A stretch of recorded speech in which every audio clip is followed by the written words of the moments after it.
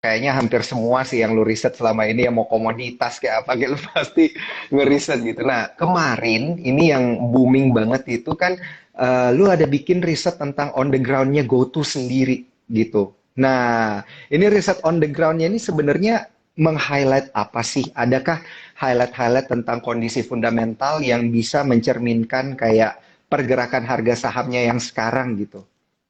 Oke, ini jawabannya nanti panjang bro. Jadi Mm-mm.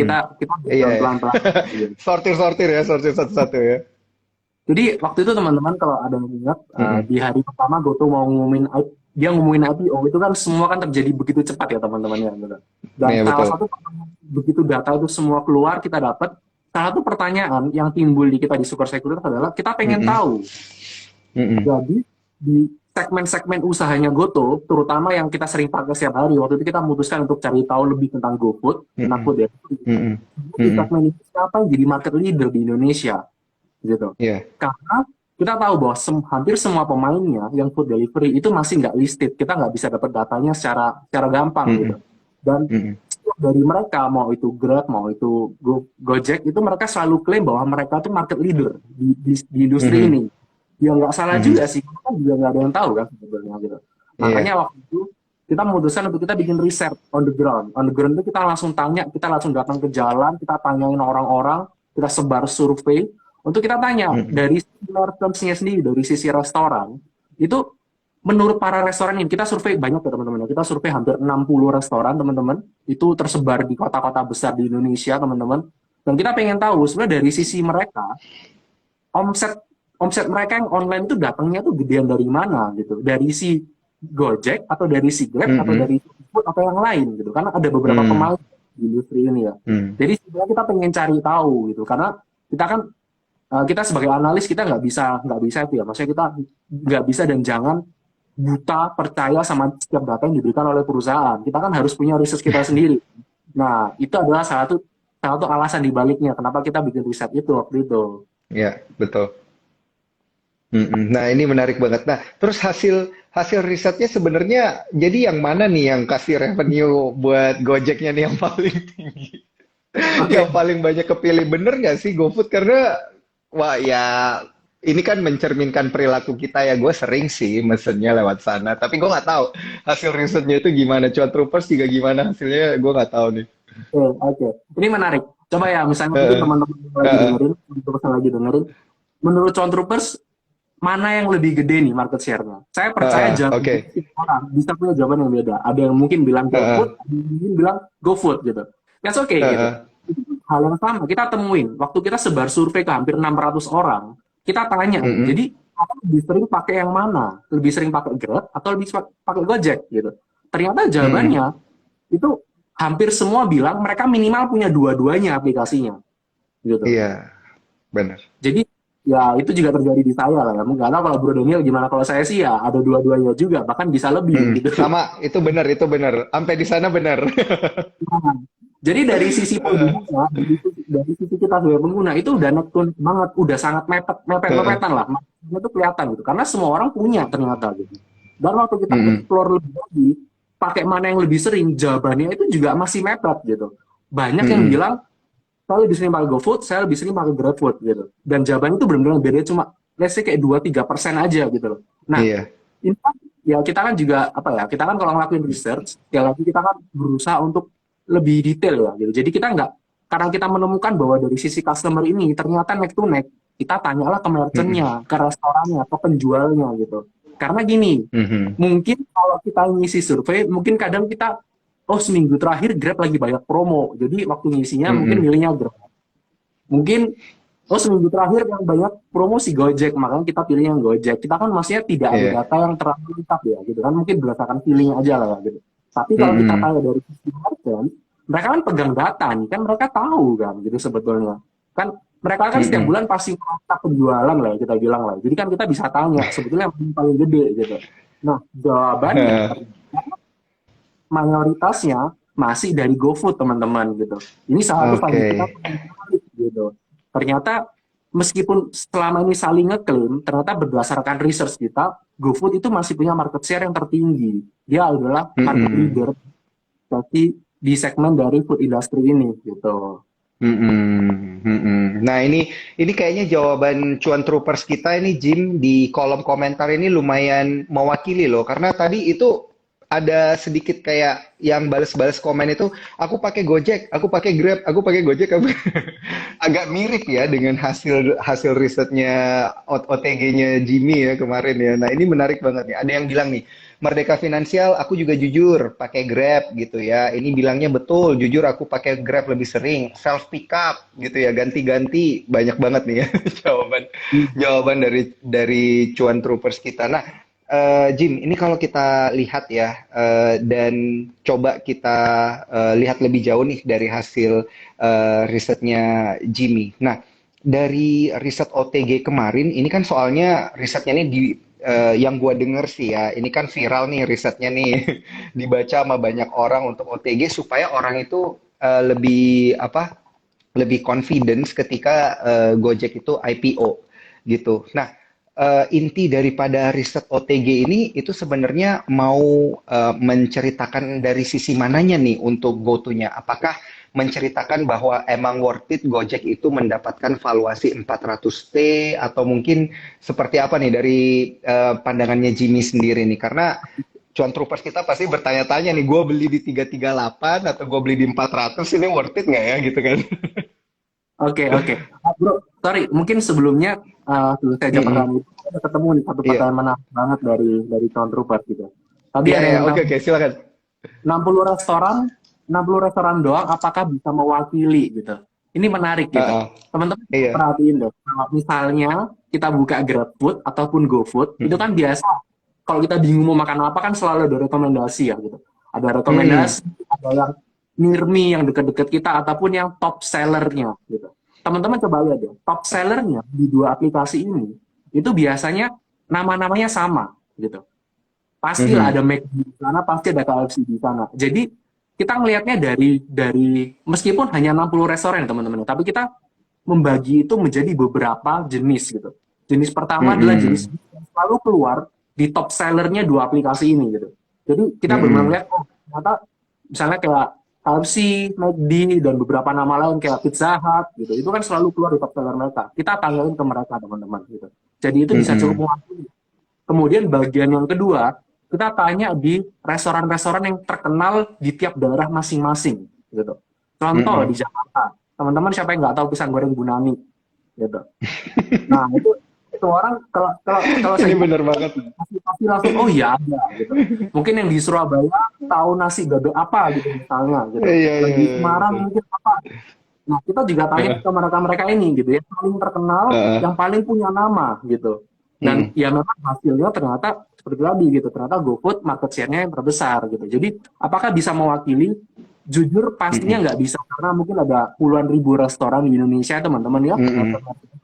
Kita berusaha untuk mengambil bagian yang paling besar gitu. Dan kita Mhm. percaya sudah cukup untuk mewakili gitu. Kalau kalau mewakili pertama di kota-kota besar ya, di mana orderan itu paling banyak datang gitu. Mhm. Oke, sorry. Tadi Mhm. pertanyaannya adalah sebenarnya apa sih poin utama dari OTG kita Iya. ya? Oke. Mhm.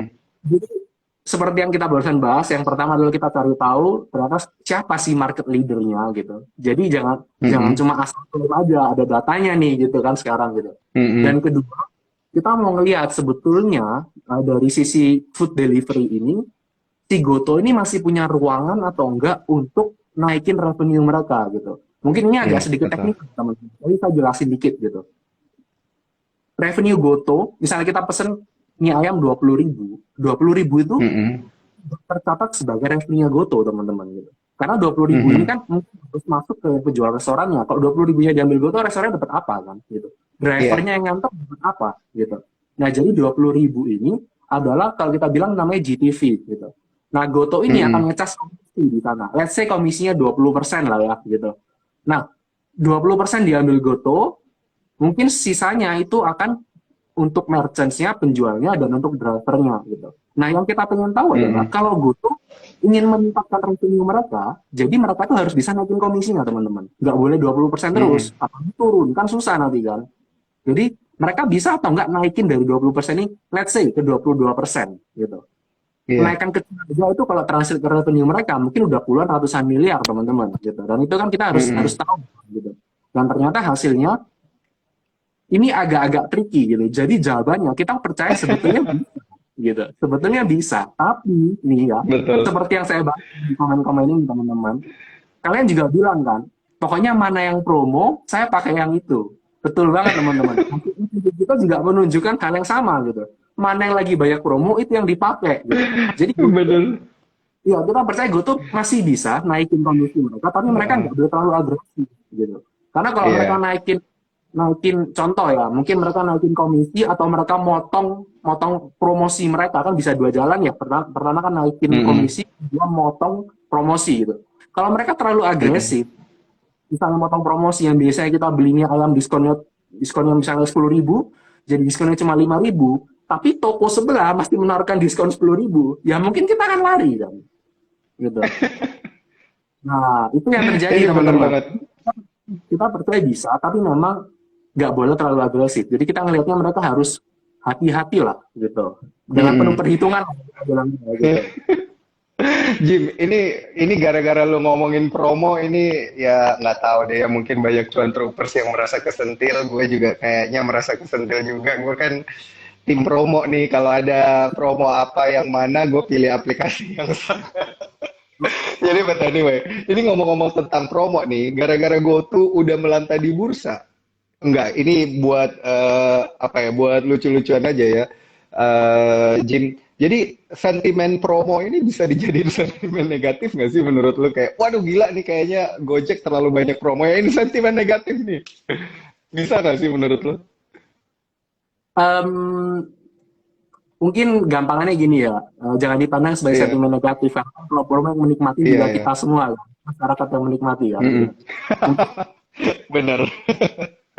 jadi jangan dilihat Ini sebagai ini sentimen negatif. jawaban yang sangat bijak. Ya, ini jawaban yang sangat bijak. Bener, bener, bener. Gitu. Jadi Mungkin ya, ya kalau jangan berbicara dianggap.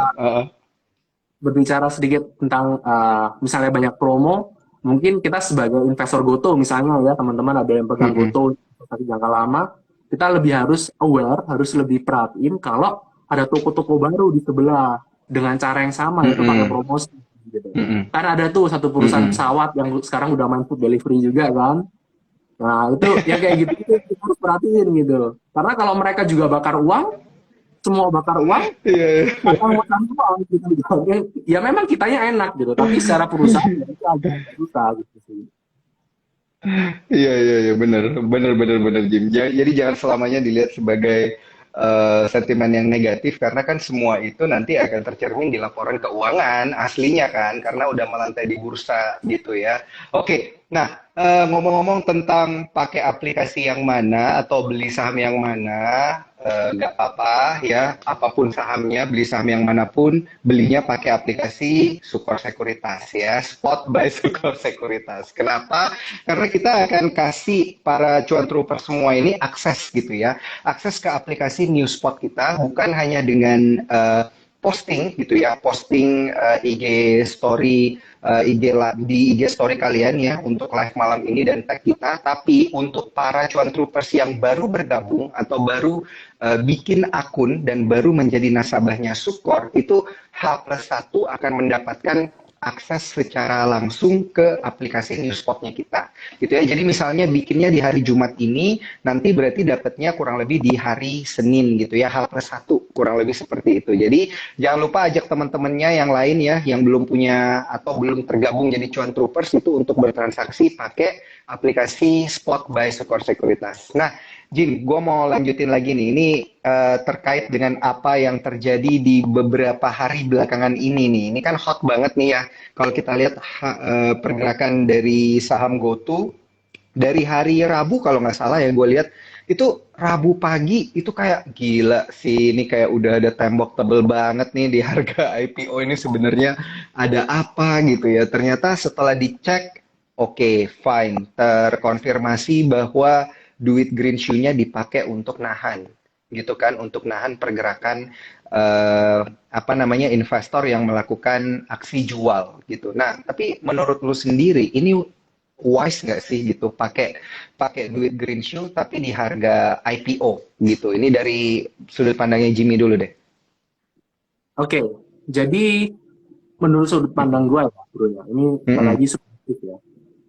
Kita hitung deh, Goto itu baru melantai di bursa kalau nggak salah Senin minggu lalu ya. Berarti per hari ini, let's say, Mm-mm. mungkin 9 hari bursa Dua. lah ya. Iya. Jadi, Mm-mm. itu ada libur gitu. 9 hari Mm-mm. bursa, kalau memang peraturan Green Shoe memang memang bilang bahwa mereka tuh boleh beli harganya selama di bawah harga IPO gitu. Tertinggi adalah di harga IPO, nggak boleh lebih kan gitu. Tapi kalau kita lihat Mm. dalam 9 hari, kalau tiba-tiba ditunggu nih green shoe-nya, dibiarin turun, nggak dijagain tuh, nggak dipasangin tembok gitu ya. Terus harganya Mm-mm. turun jauh ke bawah, mungkin 5-10% ke bawah dari harga IPO-nya, itu kan jadi sentimen yang sebenarnya negatif banget buat Goto gitu. Iya.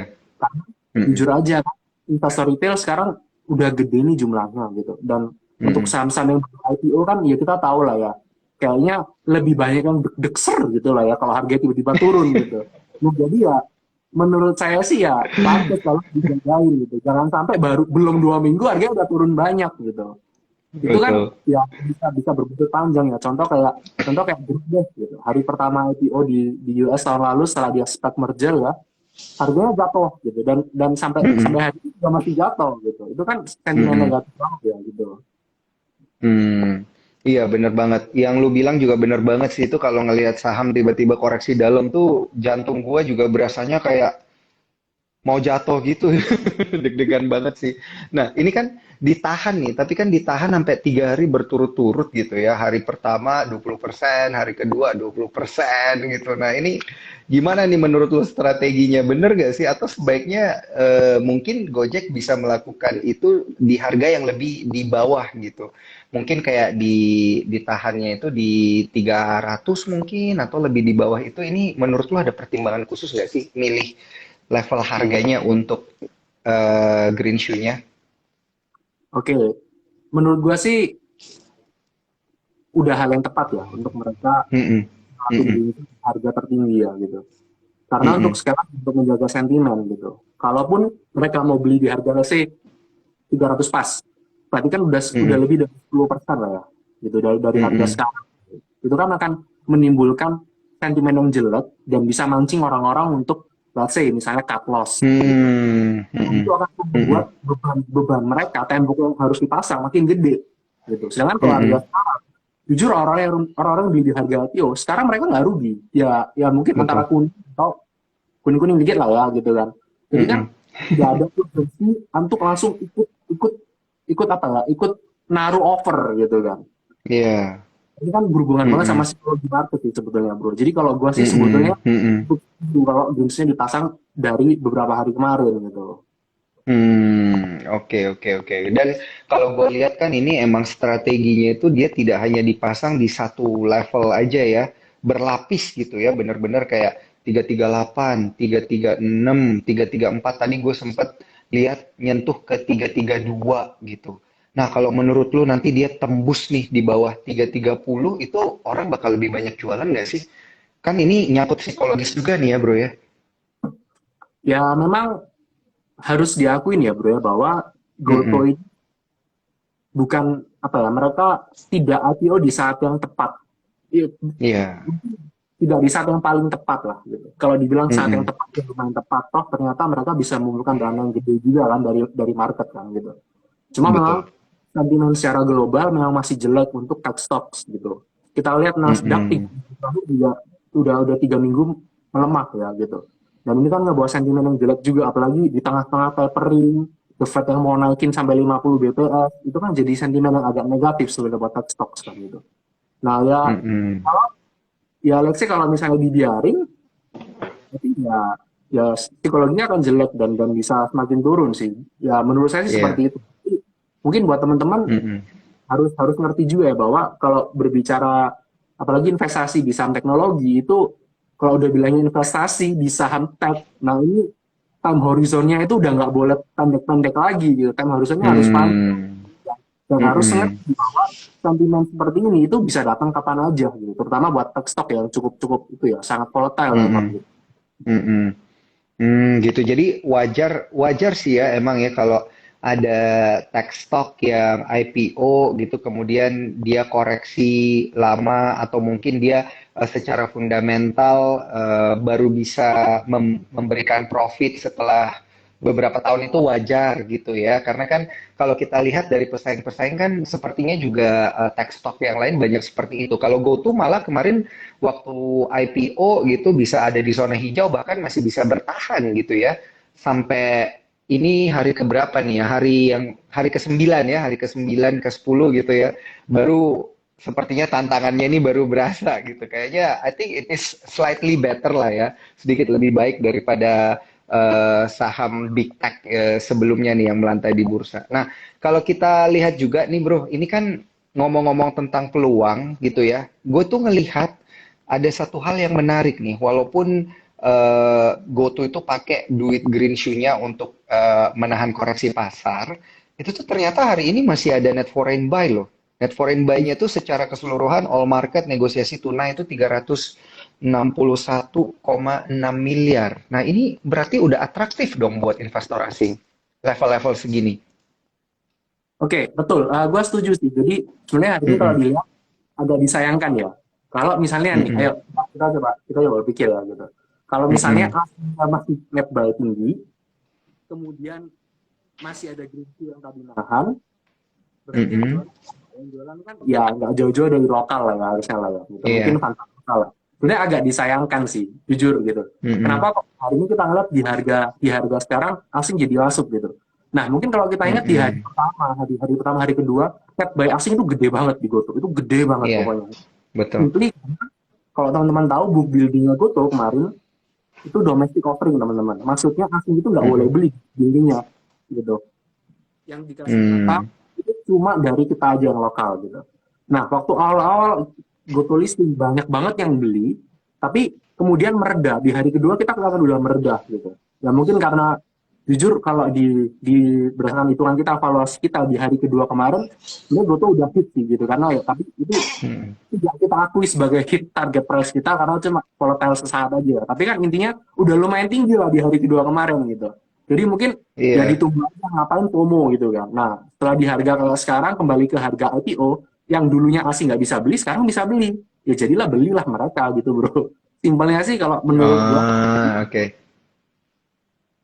Oh, oke, oke, oke, oke, oke. Ini menarik nih, menarik nih. Karena kan ini masalah momentum gitu ya. Banyak juga nih soalnya cuan troopers kita yang nanya, ini 338 beli nggak ya? Nanti dia jatuh lagi gitu. Atau mungkin gue turun, ikut dia turun dulu dan lain sebagainya. Well, anyway, ini kan disclaimer on, keputusan investasi ada di tangan para cuan troopers semua gitu ya. Kalau emang ngerasa harga sahamnya udah bagus gitu untuk beli dari sisi teknikal gitu ya, momentum untuk masuk nggak ada salahnya kita money management lah ya Bro Jim ya, masuk Betul. mungkin dikit dulu ngelihat pergerakannya seperti apa, nanti kalau ada koreksi dikit kita tambah lagi gitu ya, kalau kita percaya emang pergerakan daripada saham GoTo ini nanti belakangan bisa ketarik lagi ke atas gitu. Nah, tapi kalau dari investor asing kan ini beberapa juga sepertinya udah banyak yang nyicil ya, Bro Jim ya. Kalau kita lihat udah investor asing udah banyak yang nyicil-nyicil di level-level segini. Jadi kita lihat aja nih di Senin depan bakal seperti apa. Nah, kalau ngelihat pergerakan lainnya nih, gue tadi tuh kaget banget di detik-detik terakhir penutupan di pre-closing. Itu tuh gue ngelihat tiba-tiba ada tarikan-tarikan maut tuh dari 334 kalau nggak salah itu langsung deng ke 340 gitu. Ini kenapa bisa terjadi nih Bro Jim nih ya, yang kayak gini nih menarik banget nih soalnya. Nah, oke, kalau kalau dibilang tarikan-tarikan maut, ya itu juga nggak bisa komen ya. Tapi sepertinya sih, Heeh, sepertinya kalau heeh, dilihat, sepertinya kemungkinan itu adalah dari green shoe-nya. Green shoe yang menarik juga sih salah oke, satu. Ini nggak tahu ya teman-teman udah baca berita terbaru atau belum, tapi heeh, jatah green shoe-nya Goto itu hari Rabu kepake 20%. Hari Kamis heeh, kemarin kepake juga 20%. Tapi hari ini teman-teman kepakainya itu 60%, alias udah mau habis gitu. Dan heeh. ini memang mereka yang nahan sih tadi gitu. Jadi kayaknya mungkin kalau dibilang tarik-tarikan, ya ini nggak tahu ya, ini kan lebih ke arah sisi transaksi lah ya, transaksi broker lah ya. Jadi kita juga nggak bisa tahu juga sih sebetulnya. Tapi most likely lah dari green shoe-nya yang tadi nahanin gitu. Dibalikin lah. Iya, iya. Iya, iya, iya, gila itu orang-orang pada kaget semua. Gila, pre-closing tiba-tiba 340 lagi karena dikira udah jebol gitu kan. Tapi ternyata masih ada loh pertahanan terakhir. Nah, ini menarik nih. Ada kebetulan Cuan Troopers kita ini yang nanya dari Luis Tugatorop ya ini. Oke, nah ini dia pertanyaannya bro. Kita langsung lihat aja. Lihat green shoe tinggal 2% lagi. Gimana pendapat kakak? Apakah akan meluncur seperti buka? Aduh, ini pertanyaan yang agak membuat jantung gua juga agak berdebar ini bro. Sebenarnya gimana ya bro? Ya, ini sekali lagi ya, tadi tadi juga sempat kita Heeh, bahas bahwa GoTo memang heeh, IPO di saat sentimennya lagi jelek-jeleknya gitu. Dan ya kita juga heeh, mengakui, ya kita nggak boleh bilang kita bullish mm-mm. banget sama GoTo dan kita melupakan segalanya. Enggak juga sih teman-teman. Gitu. Iya Kita betul. bahwa bahwa ada kondisi realnya seperti ini gitu. Dan menurut Mm-mm, saya pribadi, ya kembali lagi gitu. Apakah akan meluncur seperti buka? Ya seharusnya enggak, teman-teman. Karena mm-mm, GoTo gimana masih salah satu apa ya, bisa dibilang salah satu big caps-nya bursa kita lah sekarang. Dan itu pun mereka punya mm-mm, alasan di big cap. Karena memang mereka perusahaan teknologi yang ternyata mereka market leader mm-mm. di setiap segmen bisnisnya gitu. Jadi apakah akan Iya. meluncur? Ya itu nggak tahu, kita nggak ada yang tahu. Tapi kita harapkan Mm-mm, nggak separah mungkin Bukalapak lah gitu. mm-mm, mm-mm. Ya kita harap apa yang sudah pernah terjadi tidak terulang lagi lah ya gitu. Karena kan ini dari pihak Gojeknya sendiri juga udah mengusahakan banyak hal ya. Gojek Tokopedia udah mengusahakan banyak hal. Bikin mekanisme kunci saham, bikin mekanisme green shoe, dan lain sebagainya. Nah, ini ngomongin tentang mekanisme nih ya, Bro Jim. Kan gue denger-dengar emang beberapa investor itu sahamnya dikunci selama 8 bulan gitu. Dan ini katanya GoTo lagi ngejerin mau IPO di Nasdaq sebelum 8 bulannya itu habis. Jadi sebelum locknya dibuka, itu mereka itu katanya berharap sudah bisa IPO di US. Nah, ini gimana nih pandangannya Bro Jimmy sendiri? Ini possible nggak sih sebenarnya atau gimana? Apa sih ini update terkininya? Oke, oke. Ini mungkin tadi saya nambahin dikit ya pertanyaan sebelumnya. Iya, iya, iya, iya. Tech stocks itu perusahaan teknologi, sahamnya itu memang Mm-mm, sangat percaya sama sentimen dan benar kadang bisa meluncur, sayangnya kadang meluncur ke bawah mm-mm, juga, kayaknya lepas rem gitu bisa terjadi teman-teman gitu. Saya ambil contoh mm-mm. mungkin Amazon. Teman-teman, siapa sih yang nggak pernah dengar Amazon yang bosnya Jeff Bezos itu? Iya. Teman-teman mungkin tahunya sekarang harga Amazon berapa ya? 2.000, 2.900 lah ya. Gitu. Tapi teman-teman tahu Mm-mm, nggak? Amazon itu pada satu titik dia pernah harga sahamnya turun lebih dari 80%. mhm. Bayangin, jadi misalnya dulu, Lebih dari 80%. iya betul, itu terjadi Setahun gitu. harga, ya dalam kurang lebih setahun gitu. Ini terjadi Mm-mm. kapan? Wow. Heeh. Amazon IPO di tahun 97. 97 ya, mungkin Mm-mm. kita masih kecil ya, gitu. Mungkin ada yang belum lahir juga, mungkin John Cooper. Tapi waktu itu udah IPO teman-teman gitu. Dan kita tahu di akhir-akhir tahun 90-an ya, itu ada yang namanya internet boom gitu. Internet boom itu Hmm. terutama di US yang berhubungan dengan internet pokoknya. Itu valuasinya naik luar biasa sampai nggak masuk akal gitu.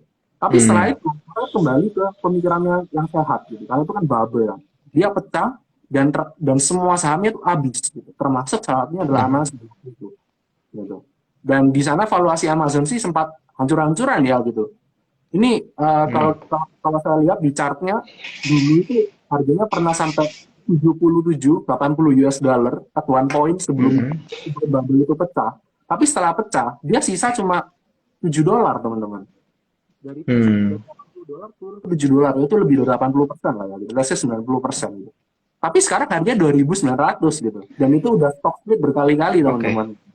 Di sini makanya tadi saya ngomong bahwa kalau misalnya memutuskan untuk investasi di saham teknologi, pertama money management seperti yang dibahas Bro Daniel pasti, Mm-mm. kedua harus ngelihat ke apa ya time horizon yang panjang gitu, nggak boleh ya kayak saya kayak saham energi yang lagi mengikuti boom gitu, nggak boleh. Kalau saham Mm-mm. teknologi memang apa ya, yang kita bilangnya huge risk huge gain lah gitu, bukan bukan big Iya. lagi tapi udah huge gitu, Mm-mm. memang seperti itu gitu. Orang-orang yang cut loss di harga saham Amazon 8 dolar mungkin sekarang nangis gitu, tinggal harga 3.000 setelah shock split Mm-mm. berkali-kali gitu. Iya. Jadi ya Iya. mungkin untuk sedikit menjawab ya, apakah tech stocks bisa meluncur, ya bisa meluncur. Tapi apakah bisa rebound kenceng? Kita percaya bisa. Bisa banget. Mm-mm. Bisa banget gitu ya. Jadi jangan dilihat short horizon ya, gitu ya. Iya. Kan seperti yang tadi Bro Jim bilang gitu, apa yang terjadi di tahun ini mungkin aja dia bisa flip back di tahun depan atau berapa tahun lagi bisa jadi berkali-kali lipat gitu ya. Kalau dilihat time horizonnya pendek sih emang ini kok kayaknya serem banget gitu ya. Tapi kalau kita tarik lebih jauh ternyata potensi untuk pengembangannya juga pasti ada. Nah, sama terkait dengan time management, gue pengen ngingetin ini para cuan troopers gitu ya. Kalau emang time horizonnya panjang, alangkah baiknya untuk tidak berinvestasi dengan menggunakan uang panas gitu ya. Atau uang dapurnya jangan dipakai ya para cuan troopers gitu. Jangan pakai margin, jangan pakai limit yang terlalu gede gitu karena ini pasti akan menyulitkan kalian semua gitu ya. Be wise with your investment decision gitu ya. Nah, ini ada dari Merdeka underscore finansial, iya setuju katanya dari 98 ke 2002.com bubble. Iya itu terjadi tapi sekarang ternyata emang bener ya Amazon itu jadi salah satu perusahaan tech terbesar di dunia. Ini menarik banget. Nah, Jim, ini kalau kita lihat dari berbagai sisi ya terkait dengan GoTo sendiri, ini ngelihat perusahaan teknologi di Indonesia yang gede ini kan sebenarnya ada Gojek, Tokopedia sama Bukalapak gitu ya. Ini kalau kita lihat dari kedua emiten ini dari sisi fundamental, dari sisi profitnya sendiri, ini kan pasti banyak yang bertanya-tanya, kapan sih perusahaan-perusahaan kayak gini ini bisa berbalik untung? Karena kan kalau kita lihat di Tesla, di Uber, di Amazon itu kan time horizonnya bisa 5 sampai 10 bahkan sampai 12 tahun begitu baru mereka bisa beroleh profit. Nah, tapi kalau di Indonesia yang diuntungkan dengan jumlah penduduk yang gede, ini bisa nggak sih kita lebih cepat dari itu? Um, Pertanyaan yang menarik ya bro ya. Iya. Kalau mau simpelnya menurut saya susah gitu. Kenapa susah? Mm-mm. Berkaca balik ke beberapa Mm-mm. perusahaan yang tadi saya sebut gitu. Mm-mm. Contoh, sekarang kan Gojek, Tokopedia, ada Tokopedia, kita bahas e-commerce ya. E-commerce itu, Ah, kita berbicara e-commerce, salah satu yang harus dibahas sebenarnya adalah Alibaba. Karena Alibaba ini bisa mm-mm. dibilang salah satu the father of e-commerce lah ya. Gitu. Mm-mm. Teman-teman, ya teman-teman pasti tahu lah ya. Alibaba itu salah satu e-commerce yang paling pertama di dunia ya, selain dari Amazon juga, dan banyak sih waktu itu, memang survive adalah Alibaba gitu. Alibaba ini, kalau saya nggak salah, itu berdiri tahun 1999 gitu. Dan dia udah Mm-mm. profit di tahun 2002. Cepet.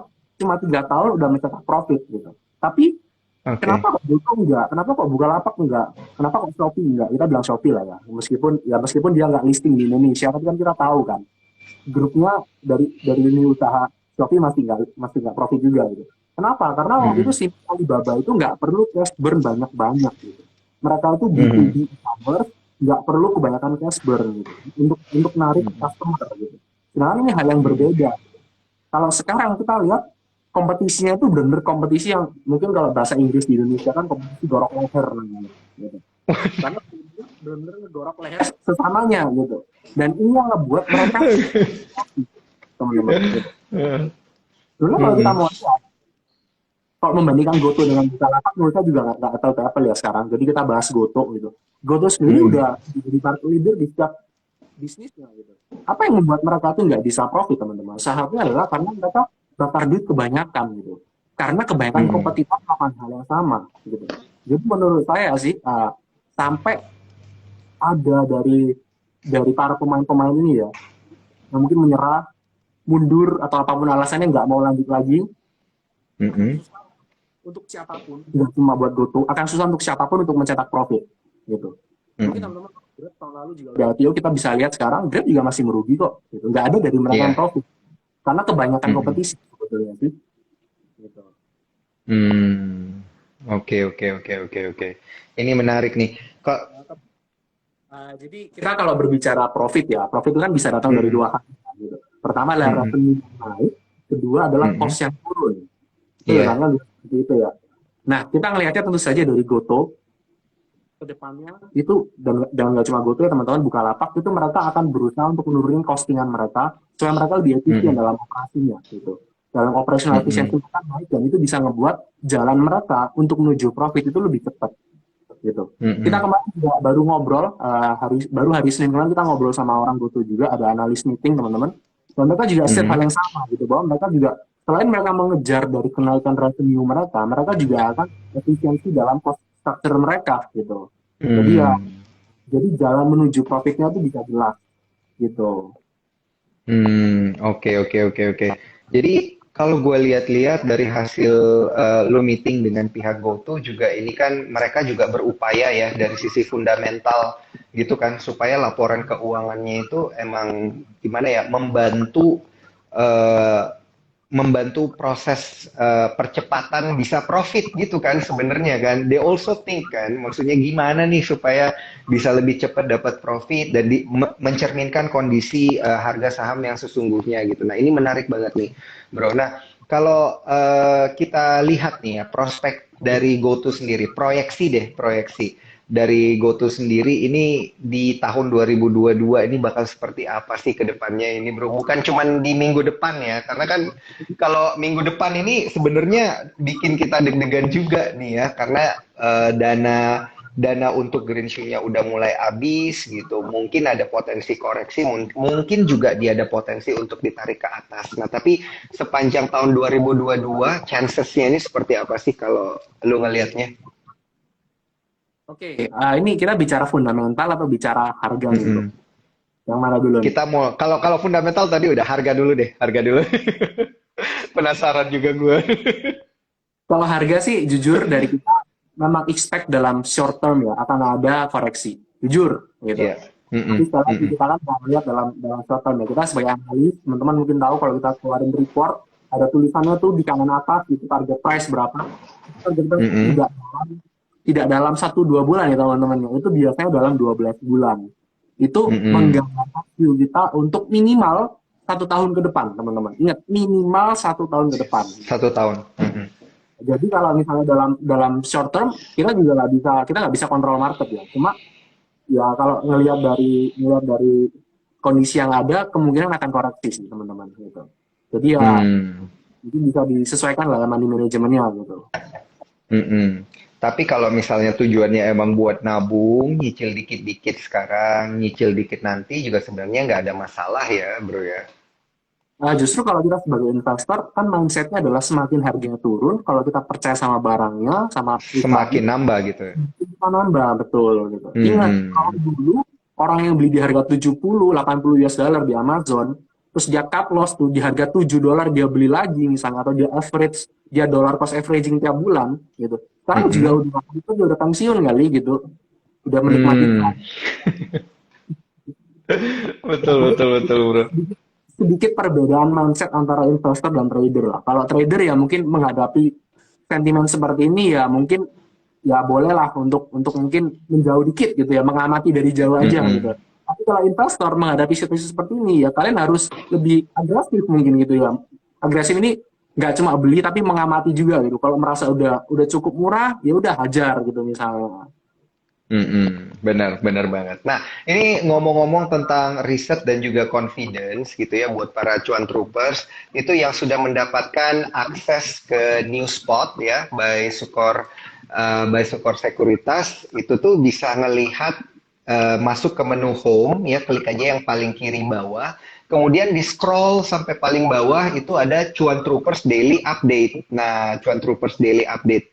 Nah, di sini mungkin ada riset-risetnya si Jimmy juga nih ya, yang bisa kita baca bareng-bareng. Nah, dan satu hal lagi yang pengen gue kasih tahu buat para cuan troopers gitu ya, kalau misalnya pengen pertanyaan-pertanyaan tentang teknikal atau fundamentalnya itu kejawab, nggak hanya tentang go-to, itu bisa ke all menu yang bawah kanan gitu ya. Ini kita klik bareng-bareng nih all menu gitu, nih bagian all menu. Habis itu pilihlah yang paling bawah ya, yang paling bawah itu ada yang namanya starter kit gitu.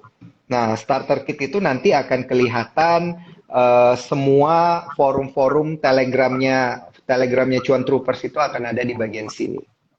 Gitu. Jadi tradingnya nggak sendiri gitu maksudnya ya Bro Jim. Bahkan mungkin ada beberapa Cuan Troopers kalau mau nanya langsung ke Bro Jim bisa langsung DM atau bisa juga langsung ke Telegram Cuan Troopers.